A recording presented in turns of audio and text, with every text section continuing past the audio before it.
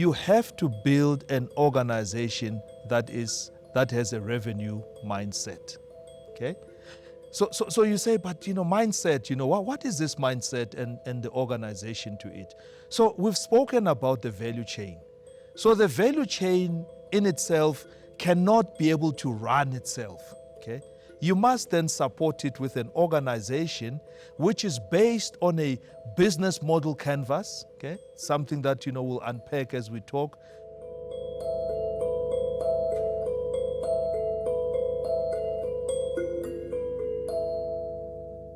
Hello and welcome once again to yet another episode of The Truth in Development, powered by Ntiyiso Consulting.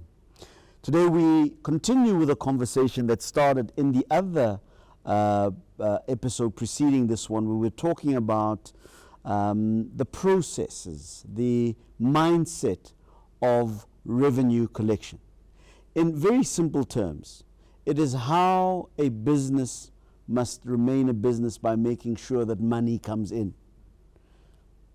One of the ideas that came out very strongly in the previous episode was that businesses are not businesses because of the infrastructure that they have, or just because of the value proposition that they have, or just because of the sophistication of the service or product that they sell.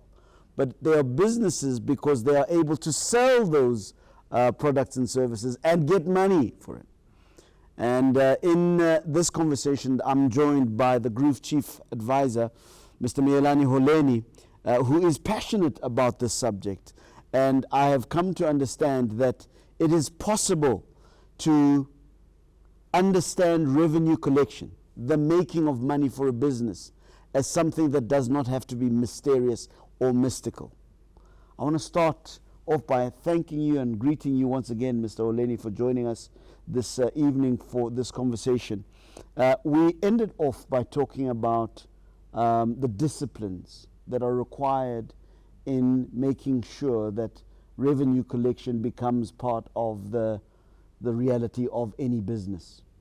I want to talk today a little bit more, and I'm sure we can connect what we're talking about to that, but I want to talk a little bit more today about how we then make that more consistent, but not only just consistent, that we raise the trajectory of the predictability of money coming into the organization. So I'm talking about a situation where we make more money than what we thought because of some of the processes that you were discussing, making sure that we improve, making sure that we are more efficient, making sure that the disciplines for reminding our clients as to when and how they pay us are become germane, right?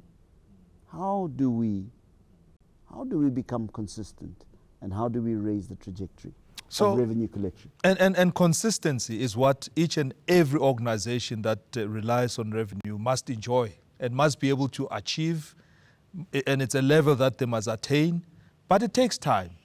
But what is this whole issue of consistency? In other areas, they call it, revenue assurance.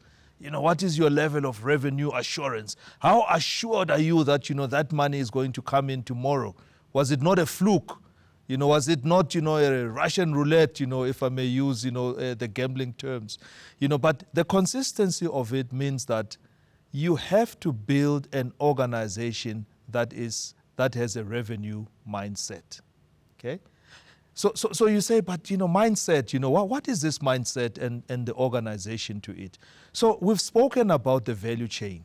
So the value chain in itself cannot be able to run itself. Okay, you must then support it with an organization which is based on a business model canvas. Okay, something that we'll unpack as we talk, but with an operating model that says, if we were to gear ourselves to be able to realize revenue all the times, we need to have, someone that deals, with the consumption measurements.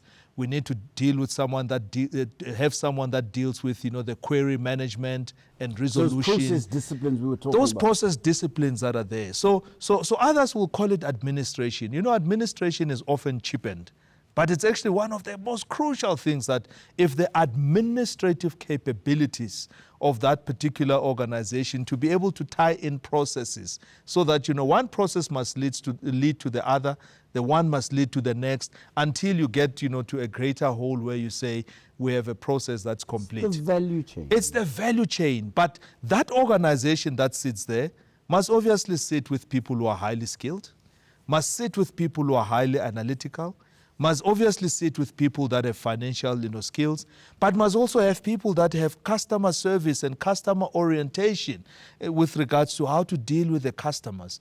There must also be aspects, where the tough love part of the department where they phone you and say, hey, you're owing us, and so on and so forth. So it's a whole organization, but the rest of the organization that is there in terms of, getting a product to sell. And I'll take back, go back to the example of, motor vehicle industry. You selling a luxurious, brand, but you must have the workshop so that when that car comes in for service, those guys, tune that engine and turn it around so quickly that when you get it back, it's almost like a brand new car that you bought, from the shop floor. The people who handle your accounts, the people who handle the parts, the people who wash, that vehicle as soon as it comes out. So all of those things means that as I wash the car, I must be thinking, yeah, this is, a car of someone that's very important to us. I can't live a sport that, that sport, that, you say, but you guys, it can all of a sudden become about the car washing as opposed to about, the excellent service and the excellent, after sales, that, you have, within there. So those processes typically kick in at an after sales type, environment. So you've sold me, you've given me a prepaid meter, for instance, okay? And I start, jipoing with it because, you're not paying administrative attention to see that, hang on, this person is not buying, they are buying infrequently, they are doing this. In the example of a vehicle is that I've taken my vehicle in for service, but you know what, the noise is still there. So the mechanic must also have a mindset of saying, hey, it's revenue. Remember, I'm being paid for this service, and this money is coming in as part of the revenue that, says we sold, a car that was worth $500,000. But in service terms, we've sold a motor plan, for instance, and we must earn that money because, that money means that, I can run my workshop better. The wash bay people must be able to say, we must wash this car so that, each time, they want to service, this person wants to service their car, they must bring it back this side. Because, if you are just known for the great workshop, staff that is there, the great service advisor that advises you to say, this is how far we are, Mr. Masango. Your car will be ready. We're rolling it into the wash bay. I mean, that thing gives you a warm and fuzzy feeling. So take all of those things that, we don't necessarily pay attention to. Those are ways that you protect your revenue. Those are ways that, you make sure that, your revenue is assured. Because if that car is serviced properly, if that car is at least, even the after service and I get the coffee and I get the lift, to go to work or to go home or to be picked up, and all of those, that ecosystem works, properly, it means the administrative processes are being observed and are always being improved. I mean, these days, you go and drop off your car, it's not necessarily the internal staff that will drop you off. They'll say, we'll organize an Uber for you. Where do you want to go? Oh, I don't have to wait. Wow. Wonderful, I'm in a hurry. There's an Uber for you. Go wherever you're going. Revenue assurance, revenue protection. So you are being locked into saying, I'm not going to leave this jurisdiction of the municipality because these guys have got their knitting together. If you move, I've often heard in other places, you get a bill, when you go and beg for it. You get a bill after you've been switched off. You get, for instance, you don't even get phoned, about, your car. You know at 5 o'clock when you're sitting in a meeting and you have to pick up your child and you have to make up a plan that the car is not going to come out. It's going to come out tomorrow because there's one or other part, So the administrative aspects of it is what we don't pay attention to in making sure that, the value chain of revenue keeps on working and keeps on preventing the leakages. Because if someone drops the ball, guess what? I don't want to deal with those persons again. I don't want to come back. I mean, look, this is supposed to be a bunch of bananas, but look, you guys did not wash and clean and package these bananas. There's a worm in here. What's wrong with you guys? You started off by saying that an organization must be customer what? Must have a customer, must have a revenue mindset. Revenue mindset. Yeah. It sounds to me like you're saying that there must be an ingrained mindset that says we're in business, yes, to provide the service or the goods. But we must understand that we provide those goods and services so that we can get money. Yeah, absolutely. And you're saying that in order for us to get the money, we've got to be able to understand what the value chain means for each administrative process. Absolutely. So it's not just a matter of having an administrative process. But that administrative process, if I understand you clearly, has got various components to it.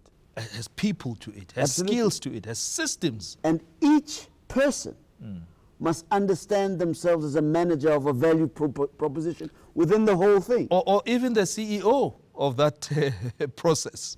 They own that process. They are the chief executive officer of that. And I'll take an example. At our very own office, how we've also adopted something like this. The person who comes and greets you and makes tea for you is dressed in a particular way. They are not dressed, just because, they've coming, to work.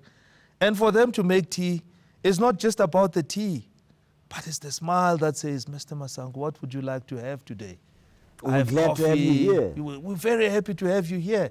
And guess what? We're going to get money. We're going to get money. And guess what? What that person does is they get to work much earlier than all of us. So 6 o'clock, you won't find them, hoovering and, so by the time, we wake up, to come in and the clients are coming in, they've already, sorted, everything else and cleaned and whatever the case may be. They understand that the people who are coming here don't want to hear a vacuum cleaner going at 9 o'clock. They understand that, when they present, the tea or the coffee or whatever they are bringing, your side, if it's with a smile, even if it's a bit cold, you'll then say, please warm it up for me, because there's a smile. They are not throwing it at you. So that is the kind of mindset that says, the mindset from the CEO or from the board of directors, to the CEO, to the exco, to everyone, all the way to the person at the gate who greets you to come in. Each one of them must understand it's a component of the entire value chain that culminates in saying, hey, you guys have a great place here. When we next have a meeting, can we come to your offices again? Because, we can see that there's a conducive environment that by the time we get there, I don't have to worry about, you even have now a sophisticated screen that you can write on, and we can problem solve this thing, and we can create a printout and it jumps into your phone. So it's a value chain that, we as a consulting firm also have to build, that says, we have to take the experience and make sure that, if the screen must be there in the room, it must be there. Okay, sometimes it will arrive late, but next time it must be there on time. But that value chain and the administrative portions, and each one that knows that, I've got to tighten this so that this thing happens. I've got to pick up, and I've got to issue tickets, to go to a soccer match that, I can have intimate discussions with my clients. I have to put, the glossy of a profile that, must be there. I have to put an electronic one. In fact, if I go into a conference environment, I must dress my people in a particular way. So you can see that each and everyone is always having a revenue mindset, but one that, says, customer, I respect you because I'm going to do everything that I need to do so that when it hits you, it must hit you, at the right, level. What I'm understanding about what you're saying is that you must make the process of the consumption of whatever good or service that the business provides, it must be so pleasurable that I'm willing to part with more money. You're saying to me that it must be a value-adding process for me to be associated with you. that each and every component of our value chain is geared towards that. So the person making the tea, the person opening the gate, the person typing the letter, is all of them are a component of the greater value chain. And each of them need to understand that. And that's how we get consistency in the getting of the money, in the process of getting the revenue for the business. You called it what? A revenue mindset. When we spoke last, you spoke of the fact that we've got to demystify this stuff. And I see how companies that have a revenue mindset can almost magnetically make you give the money, because they make the experience of enjoying whatever good or service, in other words, the execution of their value proposition, so valuable, so pleasurable, so wonderful, that you actually look forward to going to have that experience again. And of course, that experience comes with the parting of money. Absolutely. And there is where the consistency of value creation comes from. Absolutely. I can almost hear somebody saying, yeah, I hear that. But there is a level of magic in all of that. And I know that the big thing about you is that we need to take away the magic. Let's keep it scientific, let's keep it real. Isn't that magical? The idea that each and every component is in itself a value chain that must have the CEO of that particular value chain running it. I mean, that sounds magical to me. And I think you've summed it up, in a very interesting way, because what we have to do is to create that thing that we once spoke about called the sensory experience. When that sensory experience comes together, I suppose that is what the magic is. But there's no other magic, other than, us making sure that we help our clients to align their processes, to understand where the potential breakage is, to understand where they must automate the process so that, it's repeatable, it's not dependent only on a human being. But if there is a process where the system is not working, there must be a plan B and a plan C that continues that particular service. There must be a point where each one knows their role and they are continuously upskilling themselves to be able to play their role even better. There's also then how the organization is then set up, so that, it has a customer service, aspect, but not only sitting with customer service in a silo, but the customer service mentality as well also goes throughout, the value chain. So each one must understand something about the customer that, they are able to be equipped well enough, they are equipped well enough to be able to, be able to save the day if there's a saving of the day. Someone is able to at least, interpret the bill to say, this is what it means. This is what has gone wrong.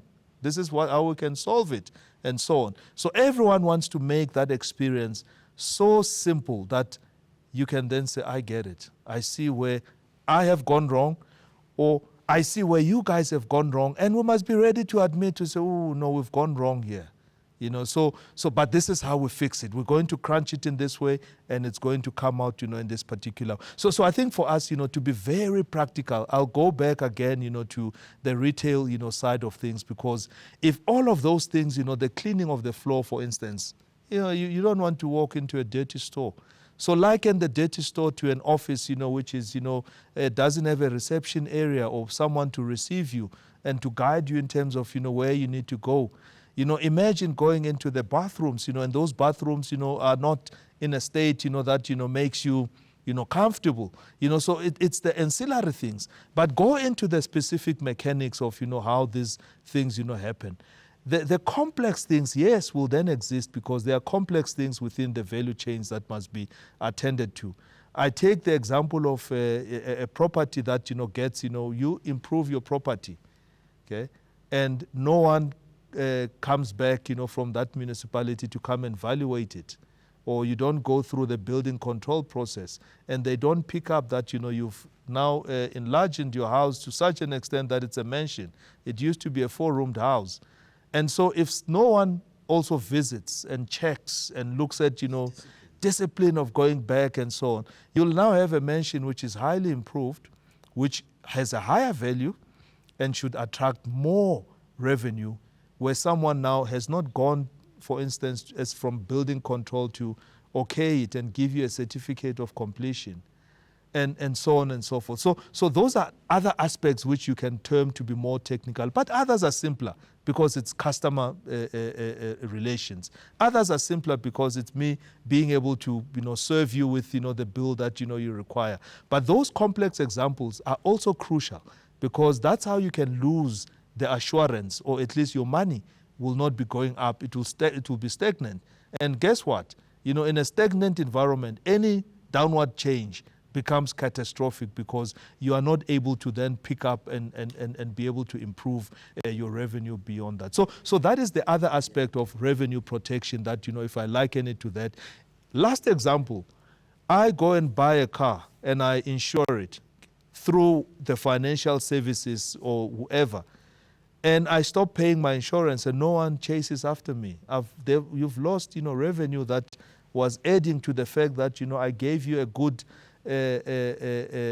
interest rate. So it becomes part and parcel of how you get, the maximum share. So it's the customer lifetime value conversation that ensures that you are able to protect and enhance, whatever. And we'll talk about what enhance means. But in this case, we're saying protect the revenue that you have. Make sure that the customer who comes and swipes their loyalty card, gets the loyalty points or the discounts, that they so want, that, when they come back again, they'll get, the same and keep on coming back and coming back and coming back, and even looking at buying other things which are unrelated to what they normally buy. We're going to take a quick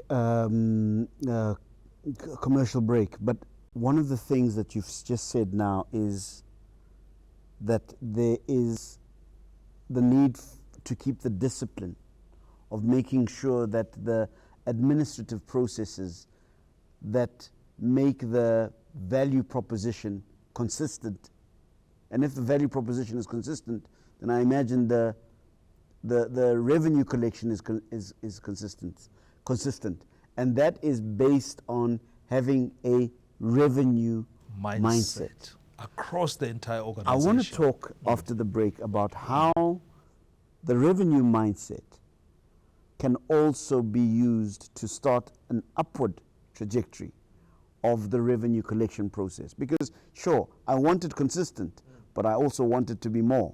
I want the money to be coming in consistently, but I also want the money to rise in terms of the quantity and perhaps even the quality of the money that's coming in.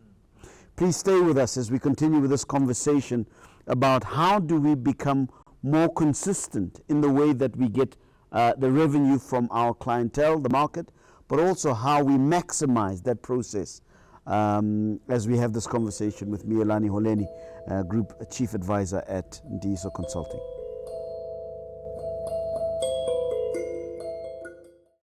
The Ntiyiso Consulting Group is an authentically African and globally wide management consulting firm which seeks to empower institutions that enable Africa's development. This impact is delivered through 3 subsidiaries: Ntiyiso Revenue Consulting, Ntiyiso Business Consulting, and Ntiyiso Industrialization Consulting. Our team of over 200 consultants provides sustainable, evidence-based solutions to complex management problems and are subject matter experts in strategy, governance, organizational turnaround, revenue enhancement, and unlocking new economic streams for growth. Visit www.ntiyisoconsulting.co.za for more information. Ntiyiso Consulting Group. Truth, trust, results.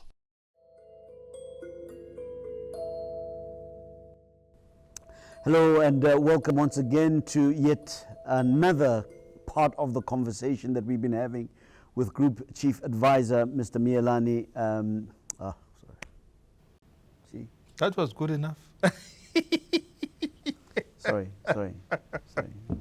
haven't got my flow, got my flow right here. Yeah. Go ahead, sir. Hello and welcome once again as we continue our conversation about the consistency of revenue collection for any business. But also in this segment of the conversation, we'll be talking about how do we raise the trajectory of that consistency. In other words, what do we need to do to get more money? We've established what disciplines, what sort of mindsets we need to adopt for consistently getting that money. But now we want to talk about how do we consistently get the money, but how do we start to get more of that money? And that's why we're talking about raising the trajectory. I'm in conversation with the Group Chief Advisor at Ntiyiso Consulting, Mr. Miyalani Holeni, a very passionate man about the idea that a business must make money, that a business must make money scientifically, that the process of getting that money has to be demystified so that we can understand what are the gaps. And he's spoken about things such as the discipline, such as the administrative discipline for the attainment and securing of revenue. He's spoken about a revenue mindset. I mean, these are amazing concepts. I want to ascertain, are these concepts usable in any business, or are they only relevant to a specific kind of business? I think these are universal concepts. And I think for a step change, I'm going to just take a step change and talk about franchising. Right.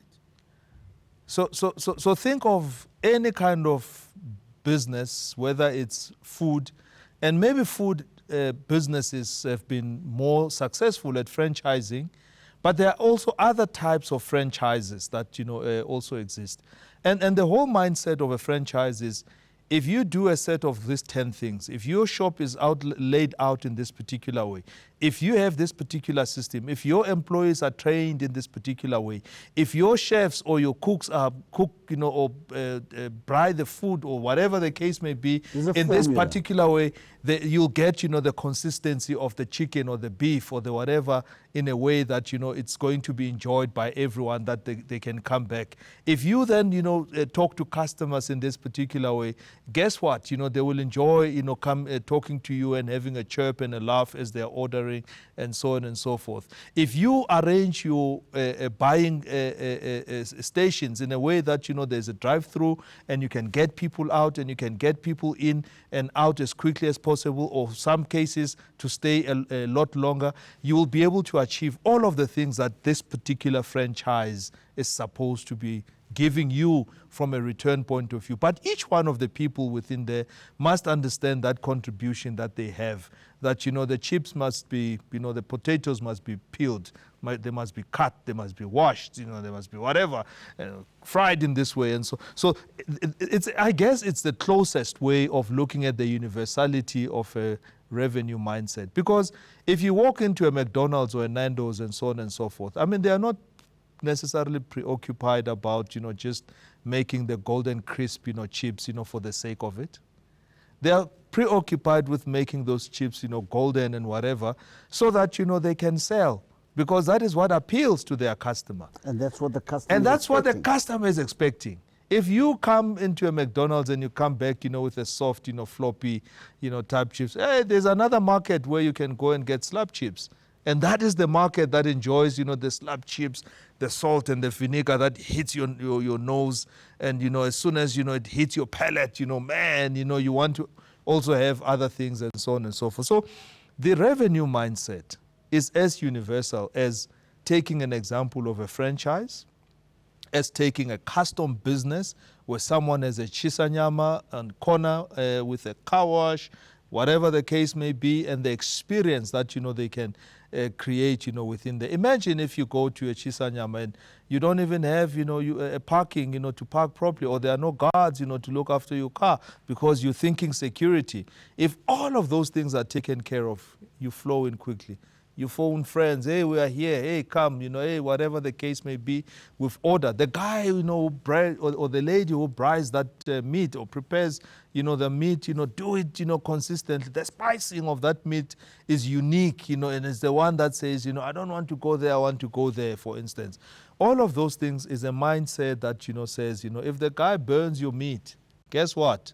There's no revenue mindset, that says, but, this meat, how am I gonna enjoy it? It spoils the entire experience.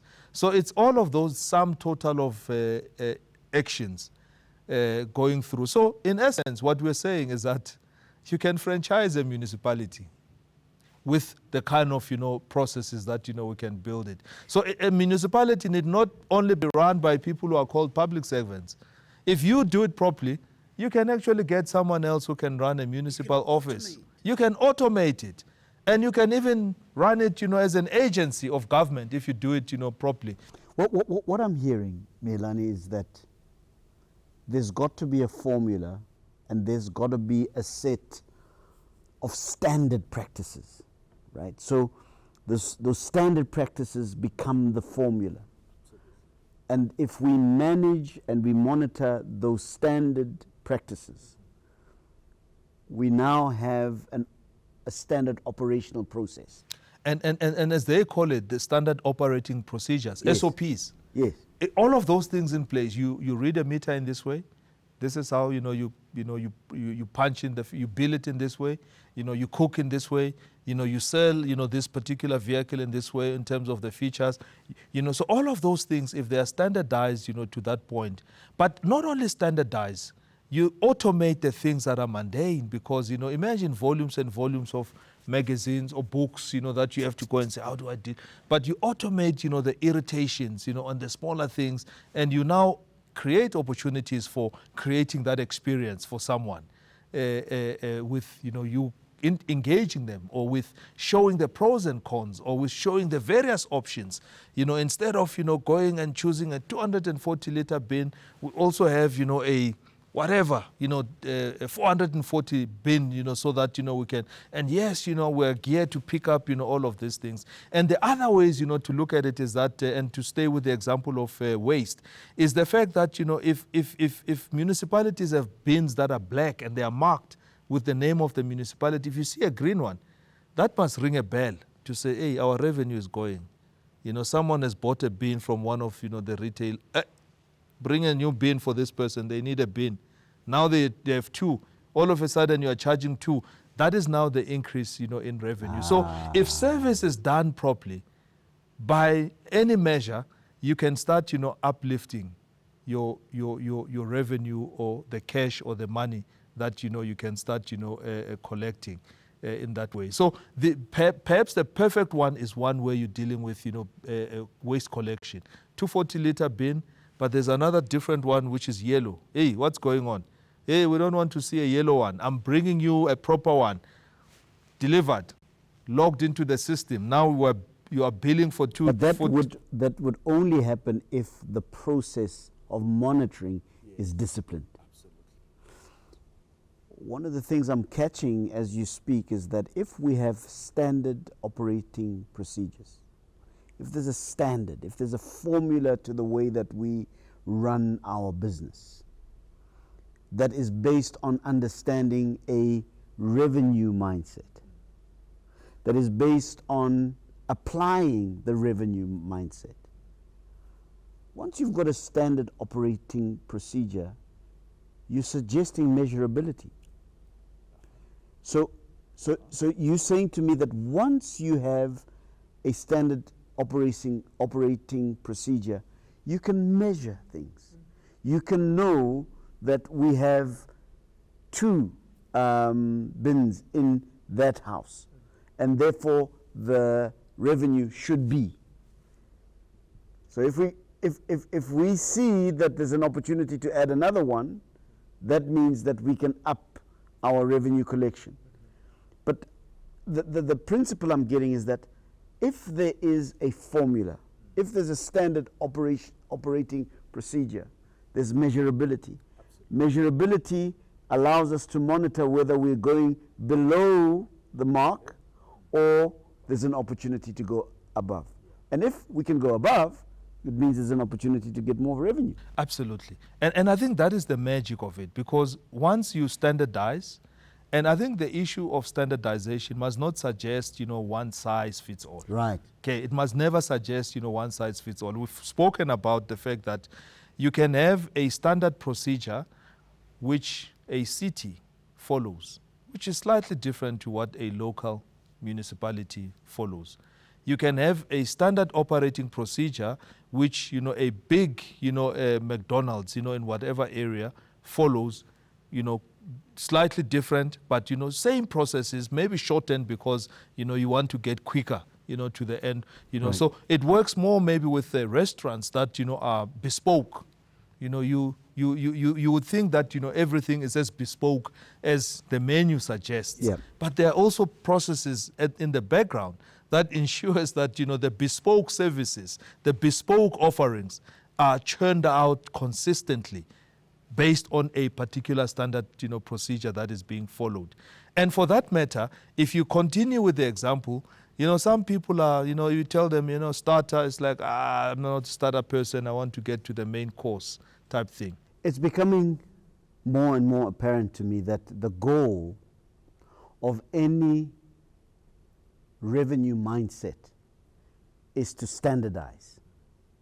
But not to standardize in order to dumb down a situation. I think that's the point that you were making. But to get an operational process that is measurable. Yeah, and fit for purpose. Precisely. And I'm hearing in that once something is measurable, it's manageable. And if it's manageable, then it's improvable. And if it's improvable, that speaks once again to the whole mindset of revenue creation or revenue security that you've been talking about, that we can improve. And if we can improve, it means that the collection of revenue can also improve. Is that what you're saying? That is precisely what we're saying. And I think I stayed a little bit more with the example of the waste or refuse, collection. So think about it in this way as well. You also have other types of waste. You also have garden waste, okay, which you cannot put in the same receptacle as your domestic type of waste. Now, what happens as well is that you also get given a bag, which is now for the environmental type, of waste. And guess what? It's not just a bag. It's for you to put the waste. It's also priced in a particular way into the service that, you are receiving from that municipality. So those are the other streams that you can look at. In some of, the places where, for instance, there's construction sites, municipalities can also bring those big skip bins so that you can fill it up and it becomes another revenue stream for them. But it's also in that understanding that says, these guys, they are consistent in taking this 240-liter bin. We can trust them with also dealing with the environmental waste. We can also trust them when dealing with, the construction waste, that comes, out of this. We can also trust them in dealing with, if we deal with oil, and making sure that they supply us with, grease, traps, and so on and so forth. So one service done very well can open up other services that you may want to then say, hey, hang on, I want a skip bin. Where do I go? Process is simple. Maybe you go online. Hey, I'm having a renovations. Bring it in. As opposed, because there's also equally private sector companies who are wanting to provide, those services that are highly specialized. So how do you win the game? You win the game by making sure that the particular service that, you are supplying to the consumer is done well. It's on point. It's on time. It's consistent. And where there's over spillages of that bin, you can then say, I'm giving you another bin to be able to accommodate all of this waste. I'm giving you a plastic bag to take care of, the green waste, and so on and so forth. In fact, you can even then take it further that municipalities are trying to go into a separation of, waste. And in separation of waste, it means that, they also can have opportunities to go and recycle or to go and sell some of, the things, on on sale, or create entrepreneurs in the value chain that can do all of those things. So the issue of service that is standardized and standardized according to the needs of the customer presents, opportunities for them, saying, but guys, what else do you do besides, this? So there's an opportunity then for value-added services. Value-added services. That's where they come in terms of value-added services. So value-added services, we see them more in your telecommunications arena. Okay, you've got a phone, you have a package that gives you X, free minutes. Hey, but you also need, data. Okay, we're going to give you data, that, whatever. If this data runs out, this package allows you to top up. And so on. Hey, we're going to also give you the jingles, that, you can put up when your phone is ringing. You pay for it. It will cost you, 50 cents, to get, a jingle that is associated with you. And those value-added services can expand and expand. Hey, who is insuring your device? Because, we want to make sure that, your device is insured. And so on. Would you like to receive your statement on email or online, or these days they are even saying on WhatsApp, do you want to talk to us? So those value-added services, add to, do you want a life policy or a funeral policy, and so on. So it's the value-added services that can start, coming on and on and on, simply because you've done very well with regards to managing your value chain. You've done very well in terms of managing the components, in terms of, the processes, and you can measure the successes and the failures, and you can usher in improvements. And once you have those improvements that are always in there, and there are no leakages within the system, then it's time for you to look at, other services. In the case of, municipalities, they say, but what are the alternative streams of revenue? Okay, the banks are already there, because the banks are becoming MVNOs. They are now teaming up with the telecoms companies to become essentially another mobile phone network. Okay, so and then the reverse, happens, because the banks, look at, the telecoms companies look at, the fact that banks, have those clients, and they say, but we have a SIM card. You can also have, mobile money with us. And so on. So it becomes, the underlying aspects of saying, we know how to do and give you a contract that has data with, consistency, and you get the minutes that you need. But what are the other things that we can sell to you, because we now have hooked you? Okay, and telecoms will talk about, average, revenue per user, the ARPUs, and so on. Banks will measure it differently. Imagine if municipalities can measure that as well, and any other, areas. But the idea is that the share of the wallet. But maybe let's talk about, now that you've done all of those things, you have revenue that is complete, you have revenue that is assured or protected, and it comes in, it's consistent. How then do you find, increases, in the revenue? Of course, there's the organic side of increasing revenue, because organically, as you are doing those things, people have more faith in you. They have more trust in you. They can buy from you. They will ask you first, before they ask, the next person. They'll source, a skip, a bin, before they go into, the private, company that offers, the same. But the issue here is that you can then look at, saying, how do I maximize the land and the assets that I have? So how do I take the assets that, I sit with and be able to commercialize, some of those assets? Okay, municipalities have land where they can allow outdoor advertising companies to put up billboards. Okay, that is how they can commercialize, some of those, land parcels that sometimes are not useful for anything else than just, being a reserve, area, or just being, a little small passage, between this, a little corner somewhere. They can do that. Some of the people want to then say, but, there's land here, there's bush, and this land, gives me, they can list it out to you, and it becomes part and parcel of you planting whatever your garden. And all of a sudden, they lease out, the land. that, was sitting there, and it was a passage, where dubious and shady characters would come and hang out, but you've planted roses now, and no one can come and just sit there because they can see that, there's attention. So those are some of the things that, you can start, adding. In the insurance world or the motor vehicle world, that, you now have, a vehicle, you're paying your hire purchase, you have insurance to insure the vehicle against damage or theft and whatever. But then, the insurance companies come and say, but hey, your windscreen, we can protect, the chips, you don't have to pay. You have, the tire insurance, that, if you hit a pothole in this, roads that, we drive in, we're going to replace, your tire, or you're not going to pay the full price, and a host of other things that, can then be added with regards to you. It's becoming very clear to me.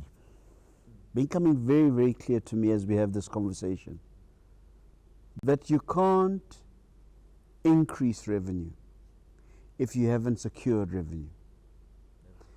It's becoming very clear to me that you can't have value-added services if you haven't perfected the standard operation procedure.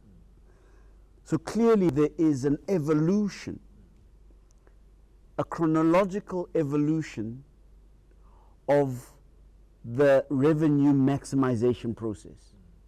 You can't be expecting to be creating value-added services when you haven't got the fundamental service sorted out.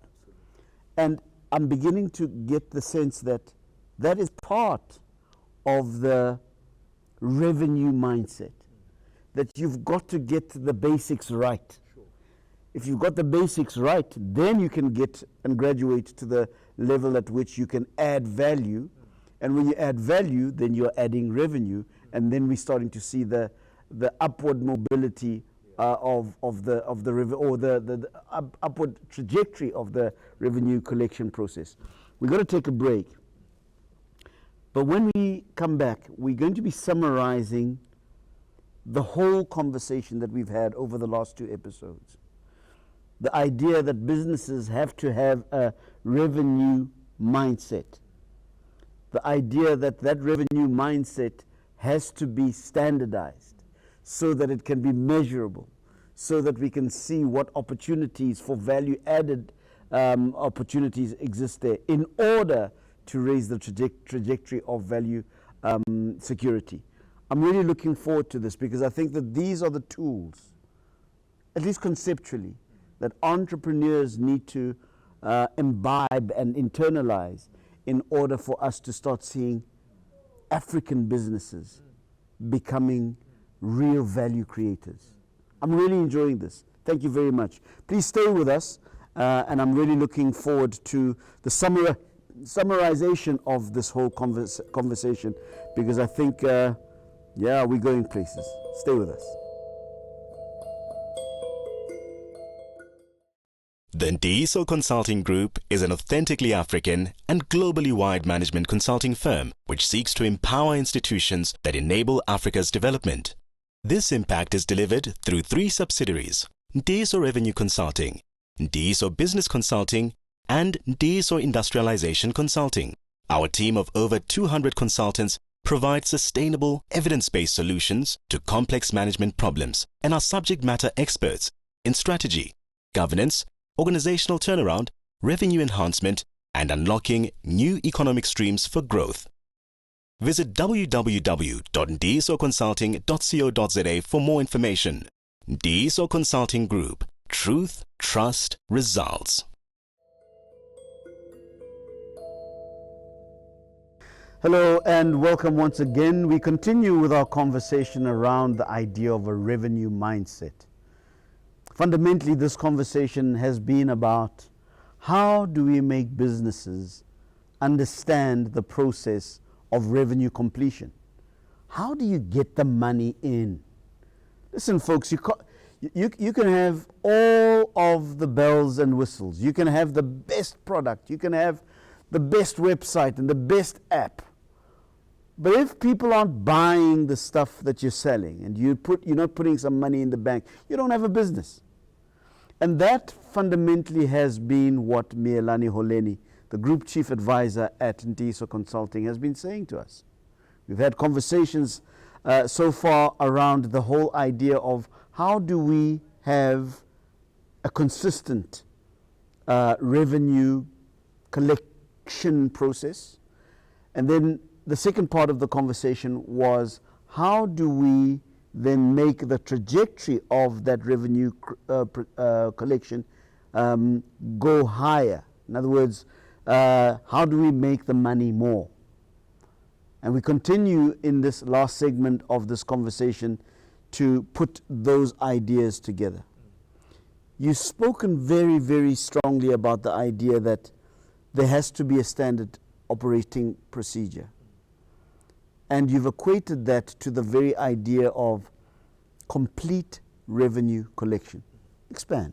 So, 3 components which are vital, and you can look at them as stages, but very, very crucial, because the first part of you dealing with your own revenue is that you've got to have ways of measuring it to the point where you can then ascertain that it is every piece of rand that you should have billed. You have billed every customer that you should was using your services. So it assumes you know your customer. The first one assumes that you know your devices, your meters, your receptacles, your services. The next bit, then says, are they paying me on time? Which is a crucial one. Are they paying me in full for that service that I've rendered? Okay. So you've measured, you have billed everyone. You then measure the level of payments to see that every one of those people, for every service that they are paying, and are they paying you on time, which is the due date that you would have set? Are they paying me in full? Are they paying me at all? So that is the completeness aspect of it. It's not just the collection of revenue. It's also the quality of the collection of that revenue. Absolutely. So on time. Yes. Consistently. In full. Those are qualitative. Very issue, qualitative. right? Yeah. So I think that is where it starts. And I think anyone who is saying my cash flow is poor, I'm not able to meet my obligations, I'm not able to generate the kind of money that I should, ought to look at, if you are in a stock, business where you are selling units of XYZ, you ought to know that, I have 1 million units at 5 rand that I must be selling. And am I getting 5 million rands worth of those units that I'm selling? And if I know that, I have 30 customers, is it all the 30 customers that have bought all of this, or is it only 29, for instance? So those are the things that, in the science of it, you have always got to bring it back, to some kind of a benchmark. You have always got to bring it back to a standard that says, I know I have 30 customers, I know I have 1 million units, and I know my production capacity gives me 1,000,002 units. Therefore, if I push 1 million units, I'm left with 200,000 units that I still have available that I can sell in case, there's more that is required. So there must be those things of balancing the numbers throughout to the point where you say on time, in full, to the right customers, consistently, and all of that closes, the loop. So motor manufacturers manufacture units of vehicles. They don't just manufacture for the mass manufacturing fun of it, but they are manufacturing with a projection of some sort in mind that says, I know that, we've sold, this model was last introduced, in this way. 30% of my people are early adopters. And therefore, if I produce, 300,000 units, I'm likely to catch, all of my early adopters. And if I don't catch all of my early adopters, I'll also catch the experimenters, who say, hey, but this shape, looks very, very nice. So the science of it is that, that data crunching in the background always gives you a benchmark that says, even if I were to project, even if I were to use what I at least measured last month, and apply whatever a percentage, of growth, I have a complete piece of revenue. It's coming to me on time, it's in full, it's consistent.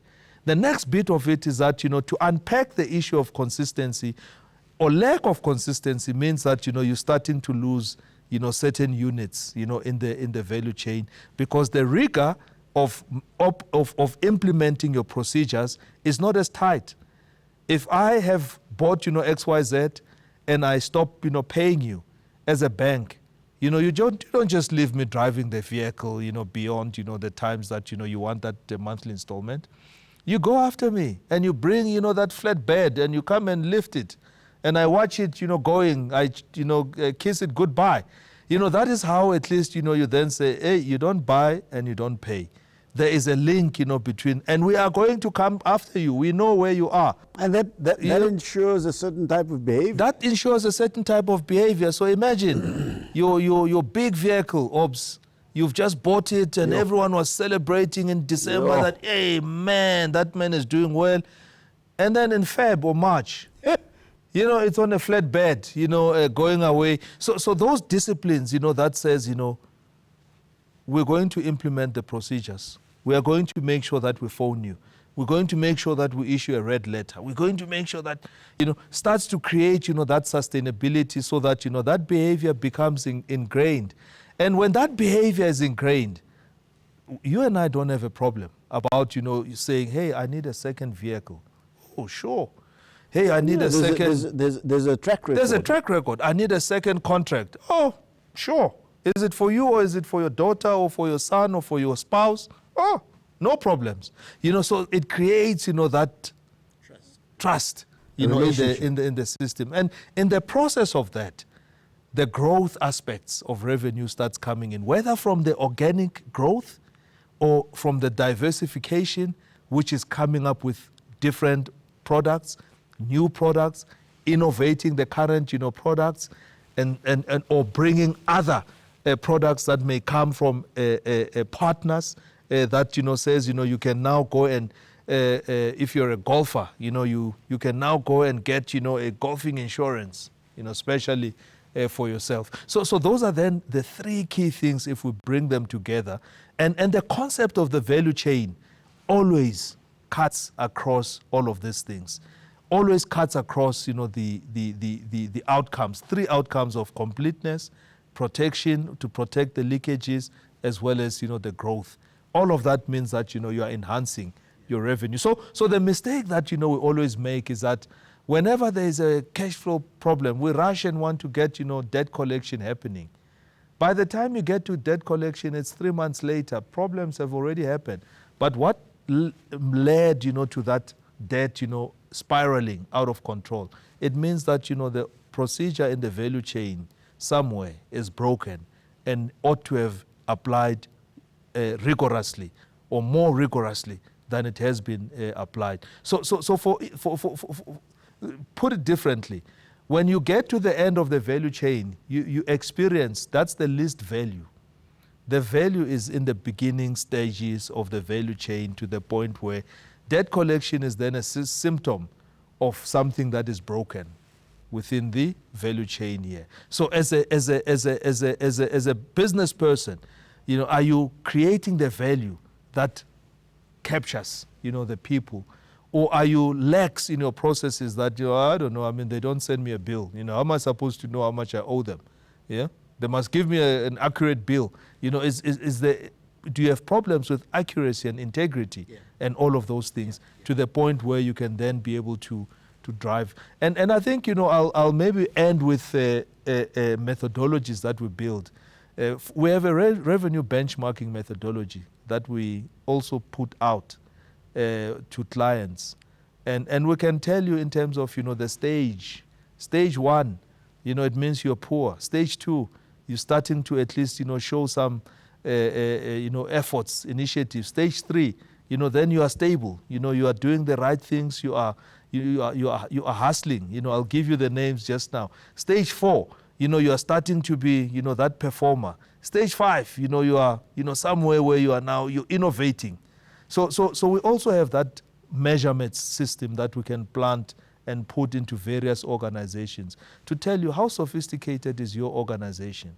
How good are you with customers? How good are you? Are you using the data that you have within there?